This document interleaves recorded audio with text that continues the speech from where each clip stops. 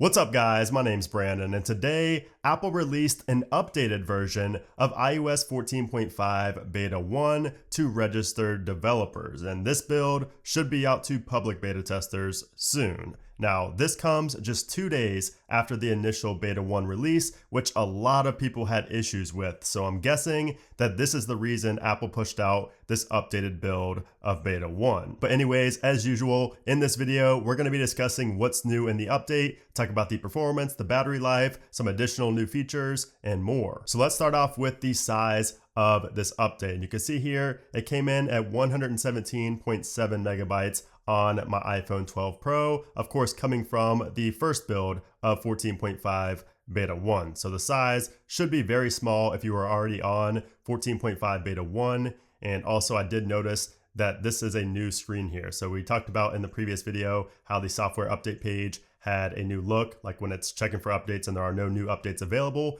But now when you can see an update available, you can see there's just a slight UI change here as well. So I like it, it looks a lot cleaner. But anyways, let's go and check out the build number for this new version of 14.5 Beta 1. So we tap right here. You can see the new build is 18E5140K. So we went from a J to a K, so just one build up from the previous beta. If we go down a little bit to the modem firmware is unchanged in this updated build, so it likely had nothing to do with cell connectivity. It's still 1.57.02. So now what's actually new? So this updated version of Beta 1 likely only contains bug fixes, but there are also some additional new features that I found after using 14.5 for a couple of days on my main device here, and I'll talk about those in a second. But let's first talk about why this updated version was pushed out by Apple. And the biggest bug that was likely fixed with this update is that you could not actually downgrade to 14.4 after installing the first beta of 14.5 on your device, which obviously is a pretty big deal. So I'm pretty sure that Apple fixed that. I've not tested this myself, so if you could test that and let me know and confirm that in the comments, that would be appreciated. But I'm assuming they did fix the not being able to downgrade issue with 14.5 Beta 1. Now this also fixes the issue where Microsoft Office applications and a couple of other applications as well would just simply not launch on Beta 1, the initial release of Beta 1. These applications would just not launch at all, and it wasn't even the app's fault. It was an issue in 14.5. So now you can actually go into applications like Outlook. You can see it fully launches. You can use it as expected. Same with Microsoft Office there. So any application that you had issues with where it just simply would not launch in the original first build or the first beta, those should be fixed now. You should be able to use those applications in this updated build of Beta 1. Now this update also fixes a really annoying bug in Safari. So if you guys had the original first beta, you may have run into this where you could just simply not load certain websites. So I believe this was an issue with HTTP 3,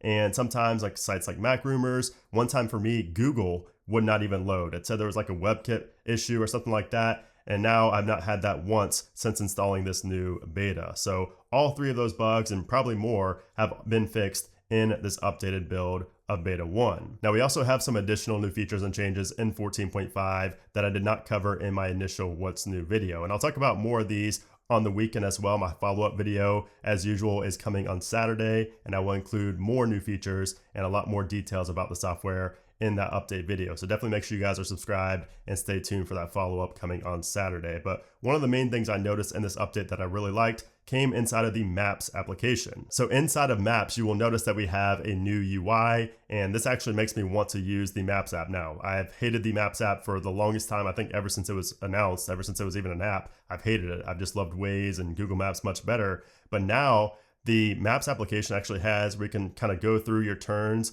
right up here. So it's a new UI right there. Also, if you tap this bottom right there, you can see this looks new right here as well. Everything looks so much cleaner and so much more modern here in 14.5 than it did in previous versions. So I absolutely love the new look and functionality of the Maps app here in 14.5. We also finally get picture-in-picture back with YouTube and Safari. So if we go to our Safari right here and then go to full screen and then go out of it, you can see that picture-in-picture works again on 14.5. So I guess YouTube or Apple took this away at some point over the past few versions of iOS, but it is now back in 14.5, thankfully. Now we also get a new UI for the emergency SOS feature. So you guys remember I told you that there's a new feature where you can tell Siri to call emergency services, but I didn't actually show it. So let me just go ahead and show you guys because there is a new UI for that as well. Call emergency. So take a look at that. You can see how it looks right there. I'm gonna go ahead and cancel that, but you can see that was the new UI there for emergency SOS, which looks a lot better, a lot more refined than it did previously. We also have a small change here inside of the messages application. So now you'll notice that the arrow to send is now grayed out if you don't have any text in the text box. And you can see it kind of fades in and fades out, a nice little effect there. That is new here in 14.5. And if we go into our reminders here, into this list right here, and tap on the three dots up in the top right, you will notice that we now have a new section for sort by. You can now sort your reminders by due date, by creation date, by priority, or by title. Or of course, you don't have to sort them at all, and it can be manual. So that's new and a great new feature, a new addition to reminders. We also have some changes inside of the news application. So you can see here, we now have a search tab in news. And if we go to News Plus right here, you'll notice that we have these little things up top, these little categories that we can go search by right here. So if we go to food, it will show us all of this right there. That is new as well. And then you do have the For You right there as well, which shows you things that you might be interested in. And that's kind of similar to what we saw in music. If we go to this right here, Made For You, that still does not show up here in this updated version. I talked about that in the original What's New video, but it's still not showing up even though I have it checked off right there. So I'm assuming that will be a feature in the music application when 14.5 comes out to everybody. I also noticed some additional changes inside of the podcast application. So this is obviously one of the applications I use every single day. So I definitely noticed some new changes in this update. So if we go here, obviously we have the new screen and everything like that, but there's actually slide actions now, swipe actions. So if I go over and swipe over on this or on this right here, that was kind of a bug. You saw how it went down like that, but you can see you get options now when you swipe over. So we have share, save, and download. And actually if you do a full swipe, it will just download it. So if we do like that, it shows like download right there or remove download. So really cool new swipe gestures here inside of the podcast application. And then also inside a library, we now have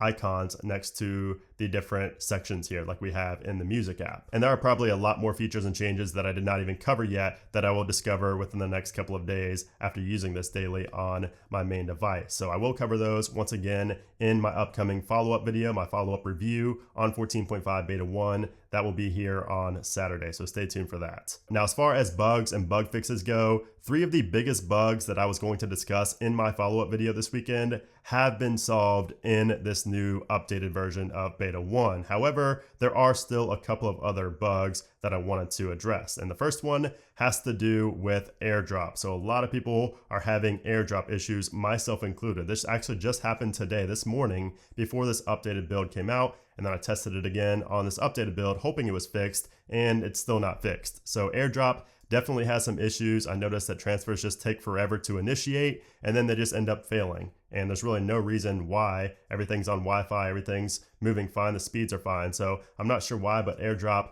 definitely has issues here in 14.5. So hopefully that's addressed in beta 2. And then also some people still have stutter from the application to the home screens. Like when you go to an application and then go back out to the home screen, some people have stutter issues there. Now I've not had this since 14.4 got released, but some people are still having it. And let me know in the comments below if you are facing this issue, and hopefully it is addressed in beta 2. Now, as far as the performance goes, performance feels exactly the same as the original first beta for me, which if I go to my Geekbench scores here, you can see that this also proves that the scores are pretty much identical, or the performance is pretty much identical. So if we go right here, you can see the fourth and the first right there. So this is the original first beta. I got a 1579 single core versus a 1581, so slightly higher here on this updated build for the single core. But the multi-core, you can see 3894 versus 3872. So the original had a higher multi-core, but those are pretty much just numbers. You're really not going to be able to tell a big difference when it comes to just using your device on a daily basis for scrolling social media and sending text messages and things like that. So